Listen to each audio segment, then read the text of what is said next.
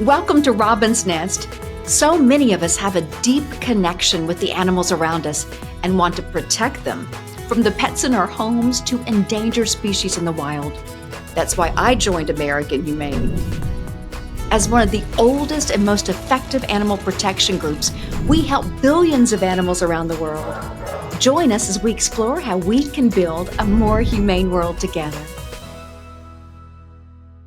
Hello and welcome to Robin's Nest. I'm Dr. Robin Ganzert, and this is the official podcast of American Humane and Global Humane, the nation's first and most experienced humane organization focused on the protection of animals all over the world, including certifying zoos and aquariums, being the first boots on the ground in crises and rescues, making sure animals are safe in the filming of movies on sets globally, protecting 1 billion animals in farms, and our military veteran and military dog programs. There's so much to talk about with American Humane's power to touch lives and keep animals safe and loved. And today we're focusing on something most of us across generations have a cherished memory of. Fireflies, or also known as lightning bugs.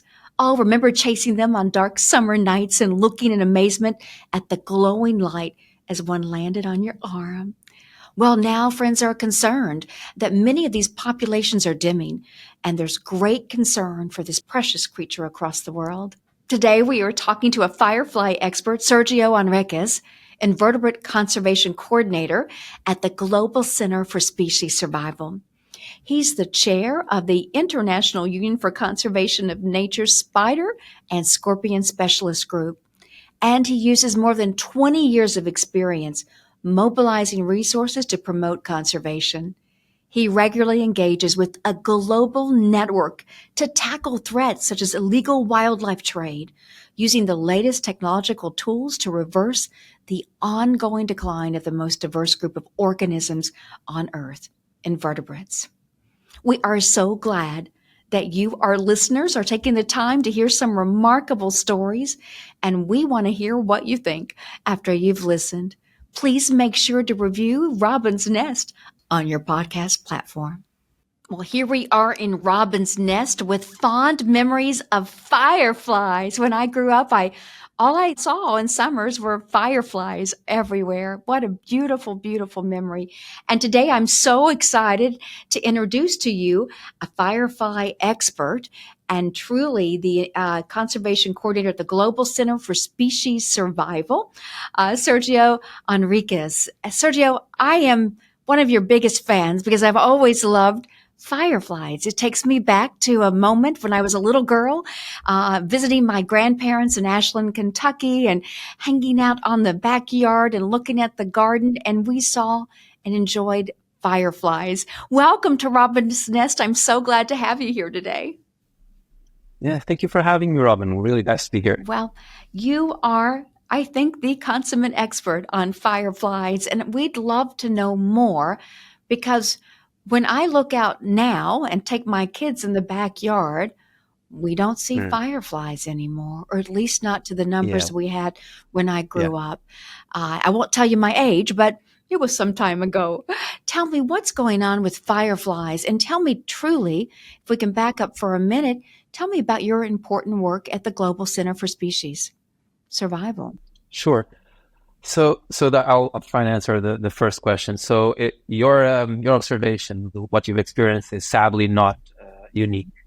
Many people of my generation, our generation, have reported that when they were children and it was summer and they walked barefooted on their lawns or their backyards, they would witness the magical viewing of the night settling, that kind of warm nights in summer, and just the forest, the trees around your house just being lit up, or the trees will become ablaze, as some would say, or the beauty of the display of the fireflies, because their numbers can be truly, actually it's part of their behavior. They can flash synchronously or they can flash out of sync, but their numbers are so great that they confuse predators. So their numbers are so hard that you can barely pick where one is and the other is. So it's just a daunting and magical experience for children and adults alike.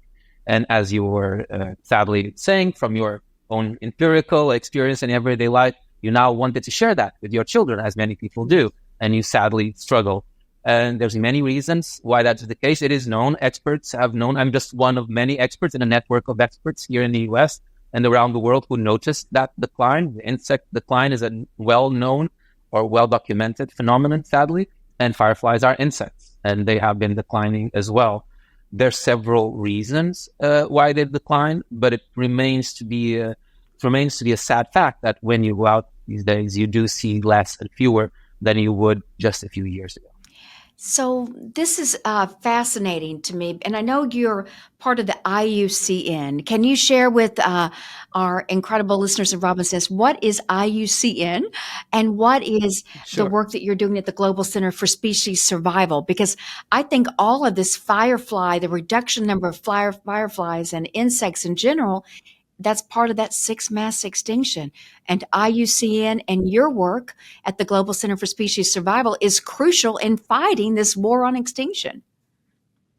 Yeah, that's exactly it. That's part of our mission here. So the first one, I'll answer the IUCN question. IUCN is an acronym. It stands for the International Union for the Conservation of Nature. And it is exactly that. It's a union of experts from around the world that are combining their knowledge, their expertise in fighting extinction or biodiversity decline. One of the most famous products of the IUCN that people might have heard from your listeners is the Red List assessments, or the Red List, which just basically measures the extinction risk of animals, plants, and fungi around the world. And it's like a metric, or it's a list. And it's sadly, we've noticed that a lot of the fireflies, as well as many insects, have been declining. So their extinction risk really has increased. The Global Center here, the Global Center for Species Survival, is based at Indianapolis Zoo. It's a partnership, as you said, with the IUCN, and we support the SSC, which is the Species Survival Commission, which is the commission responsible for the Red List, among other things. And it's basically, it informs the Red List where all these experts are divided in specialist groups. There is the firefly specialist group, which is led brilliantly by Sarah and others. And there's, of course, the spider and scorpion specialist group, which I personally chair. And there's other specialist groups that share other invertebrates and, of course, mammals, birds, amphibians, all sorts. And the network works with the Global Center to just, let's say, expand, accelerate that effort, just because extinction is accelerating as well. And if we don't put effort into it, it will not stop on its own. So we are driven to support and just enhance action, conservation action in the field. You know, we talk about the sixth mass extinction, and for people who aren't in the space of conservation, aren't familiar with IUCN or the Center for Species Survival, or our good friend Dr. John Paul Rodriguez talks about this a lot too in his role. You know, the sixth mass extinction sounds so foreign. It sounds so distant, like, oh, it sounds like a dinosaur extinction. Can you share with everyone in Robin's Nest, what does the sixth mass extinction mean, and why is it urgent? Yeah, so the sixth mass extinction is just a number of extinction phenomena throughout the eons, throughout Earth's life, really. And what we call the sixth because five happened in the past out of, natural geological causes. The meteor being the most famous, or the KT extinction, the one that led dinosaurs to extinction. That's the most famous one. And we call it the sixth one because all the 5 ones recorded in history, this would be the sixth that we have measured, detected. And what it really means when people say we're in the midst of a sixth mass extinction is that there is something called the background extinction rates, which is basically species, naturally out of evolution, or phenomena just going extinct. If an island erupts in a volcano, some of the animals and plants might go extinct. That's part of a natural extinction rate. What's happening now, it's not that. We are many, many times over accelerating that natural rate. And that's happening for a lot of reasons. People need resources and food, and we tend sometimes to take more than we need or to take it unsustainably. And that has led habitat loss, pollution, and of course, species to go extinct. And that rate is so high that the extinction that's going on now, the extinction rate is comparable to extinctions in the past, like the one that exterminated dinosaurs. Wow. Now, I've read startling numbers like 1 million plant and animal species in our children's lifetime. Is that what you're finding at the Global Center for Species Survival? Yeah, that's true. So in my own research as an academic, I did look at that 1 million number you said. And if you look at the IUCN Red List, so the Red List of species can fall into these categories, right? And there can be threatened or it can be not threatened, basically. And the estimate now is that over 1 million species of plants and animals, as you said, and some fungi are on the extinction pathway. What that means in practice is that from the academic side, we know they're declining, but from a practical side, for your listeners and people like myself who care deeply about these species and want to see them thriving, is that if we don't stop this decline, if they continue going down this route, it's a matter of time until they're gone. And sometimes this is like an opportunity window. Either you intervene now when it's feasible and it's possible, or it might simply be too late, and all the animals and species you might care or love for, or you might not even know they existed, they were just there, they might be gone. By the time you look for them, they're now extinct. So we want to prevent that. That's the work we do here, and that's the work we do with our partners, trying to accelerate that process. Accelerate the saving of species. And that's really, really crucial. Yeah. And when we talk about the timetable, it's within, a generation. We're not talking about 1,000 years now. This is really a very crunch time to have action. And we could talk about extinction forever, but we're going to talk a little bit more about one of our favorite childhood memories of fireflies. And I know this is one of your passionate areas of interest. But first of all, I want to thank you for what you do. I thank you for your academic work, your in field work. It's very, very important to have experts like you on the front line saving species. Tell me a little bit about fireflies. And number one, you love them, clearly. And Yes, you can't protect indeed. what you don't love. You can't love what you don't know, right? And you certainly know the incredible firefly. Introduce folks in Robin's Nest to the firefly. Yeah, so it's a great topic. They're amazing animals. People associate them with magic. They're not magical, but they do really feel like that. And so fireflies aren't flies at all. They don't produce fire as well, but they do produce light. And they're not lightning bugs, so they're not real bugs, and they don't produce lightning. So they're actually beetles. Fireflies are a group of beetles that have evolved this ability to just produce bioluminescence, so light in darkness. And so when you're a child, or if you're an adult and you're looking in this dark skies, and if you're like in your backyard or in the forest, if you're lucky enough, you see this quiet, very humble blink, Yeah. and then blink, and that phenomenon, really, when you see it like that in flight, it's usually the male trying to tell the female that he's fit, he's available, and he's looking for a partner. And often, if he's lucky, if he does the right song in the right way, at the right tempo, rhythm is essential for fireflies. Maybe a female firefly will see that, and in response will have her own flashing song, and they will sing together in a duet. That's their love song. They sing with light. That's really unique in the terrestrial realm around us. So that's one of the few things we see that produces their own light, one of the few species. And they do it a lot in the U.S. There's a number of species. Here in Indiana, where we're based, I'm based in Indianapolis. The list is now at 43 species present in the state. But there's like 2,000 species of fireflies around the world, and they're, spread along continents. In my home country of Portugal, I used to see fireflies as a kid as well, and they're beautiful as well, and they have their own display. Here in the U.S., you are lucky enough to have a synchronous firefly.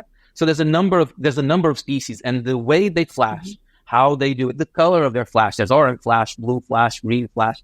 That coloration, that rhythm is indicative of what species it might be. So it can tell someone with some knowledge and expertise, and if you're curious enough to tell that flashing pattern in that top of that tree, can only be that species.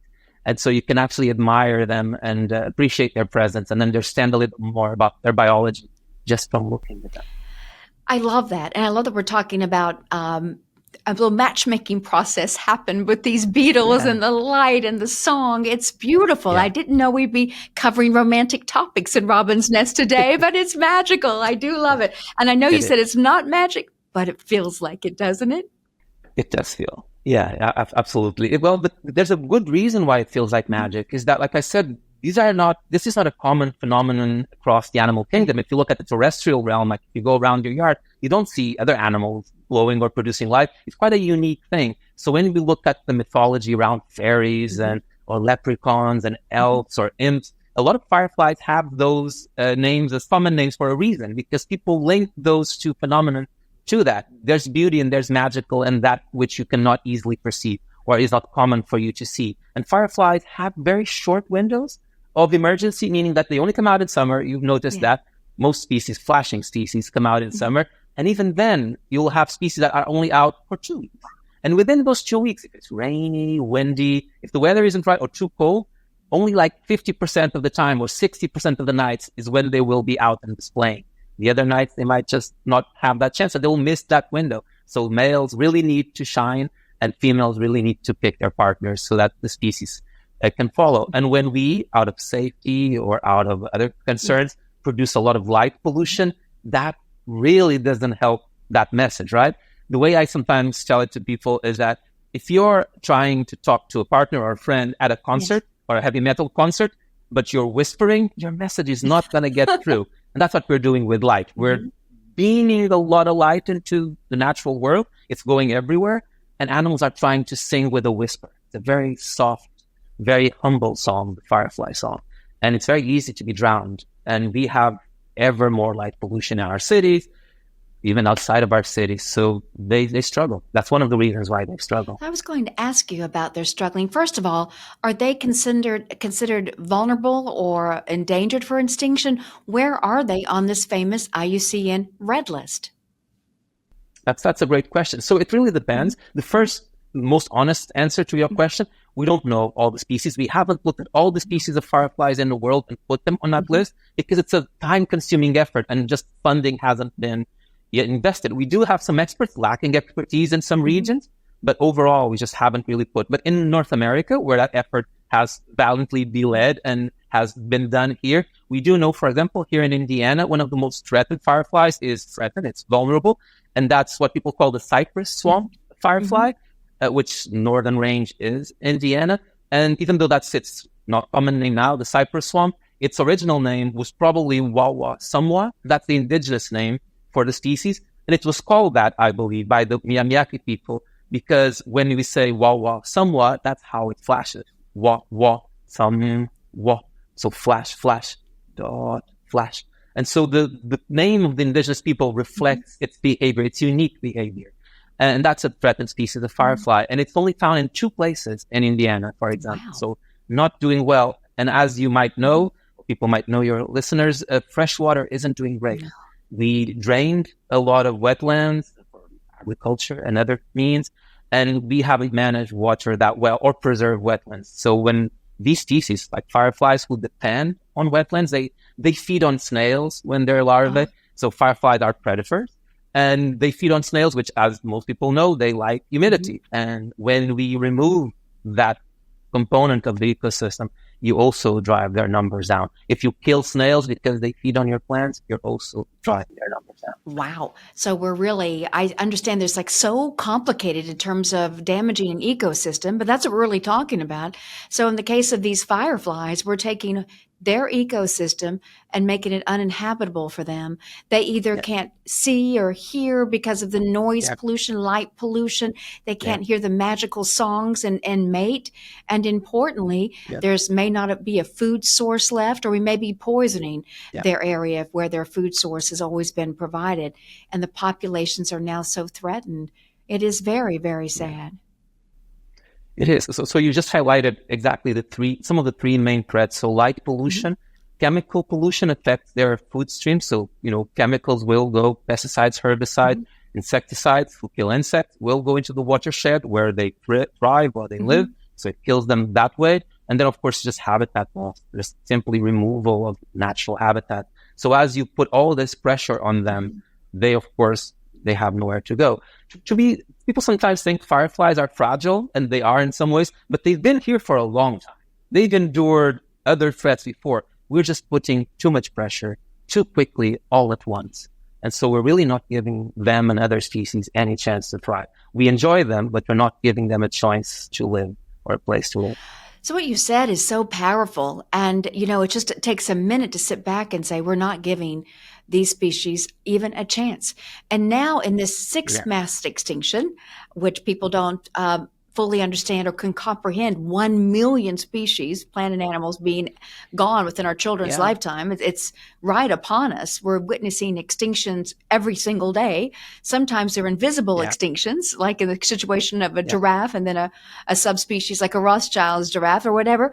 But then you have something that is like so small, like the firefly, and we never really think about fireflies going extinct in our own backyard. We think about extinctions in the continent of Africa with the megafauna, the big elephants, the giraffes, the Yeah, rhinos that we hear that we know are suffering so that's much, right. but we don't think about our own backyard in Indiana Yeah, where we have vulnerable and threatened species at risk of yeah, extinction, and all because of what us humans are yeah. doing. We're not letting them have any nature at all left. Yeah, but I don't. That's absolutely correct. That's a good summary. But I wouldn't feel that listeners or anyone considering this should feel despair. There's an opportunity here as well. Yes. As you said, they're right in your backyard. So as you feel animals are declining, as you see their lights fade, don't go gently into the dark night. Fight against the dying of the light. If you see them diminish, do something. Invertebrates, they do pose that challenge. They're too small. They're too small for us to see, but too important for us to lose.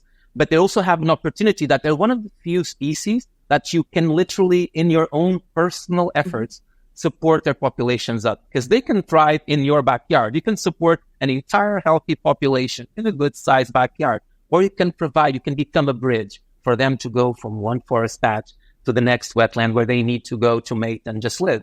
And as you think about climate resilience, as climate change takes an impact on species, animals will have to move north in the northern hemisphere or perish. So that connectivity, allowing them to pass through your backyard, is crucial. So if you have a small backyard or a community garden or any action you can do with that local land trust, anything you can do, protecting that habitat can really make a difference to this species, because they can live in very small patches of land comparatively to the large megafauna you were talking. So you can save the species in your own backyard if you're really motivated to have native species, reduce light pollution, reduce the use of chemicals or pesticides, herbicides, insecticides, all of that. So you can make a difference in your own backyard. You should leave this podcast and any message that you listen for conservation optimistic that you should be driven to change. You can change the fate of an entire species. And if that doesn't empower people, nothing will. I love what you just said. You gave everyone hope. One of my favorite words. You gave everyone a call to action for our own backyard, whether that's even a patio in an apartment complex. You Yeah. can put a butterfly bush there, on your Yes. own patio. If you have a backyard, what you just said, and let's remind us the pesticides reduction, all those things. Can you be very specific? If we have our own backyard, what should we avoid to save fireflies? That's a good question. Yeah, so I can be specific about fireflies because it is a topic that's quite easy to convey, and you can see the results by fireflies in your own backyard. You can see their lights coming back. Fireflies need darkness. So as, let's say, the day sets and twilight comes, there are species of fireflies who actually live by day, and they don't flash, they're diurnal. And then there's a twilight species who like that kind of low light, and that's when they come out. The Big Dipper being the most common species in the US, that's the one when they come out. And then as darkness settles, if you provide them with darkness, they will come and find shelter. One of the ways is to have spice bush, butterfly bush, small shrubberies or areas that have darkness and small corners of darkness with some open areas in between. That will give them a space for males to sing and have that corner if you can provide them. I know not everyone can, but having just a few native plants, so go for species that are native to your local area. I'm sure you can find the resources online these days on what species are unique to where you live. Have them in your balcony. Support your neighbors to do it. A little backyard to have it. Insects will thrive. Just the fact that you have those leaves growing will attract other insects, which will in turn be, let's say, snails or worms, and then fireflies will feed on them. So providing that habitat is one way.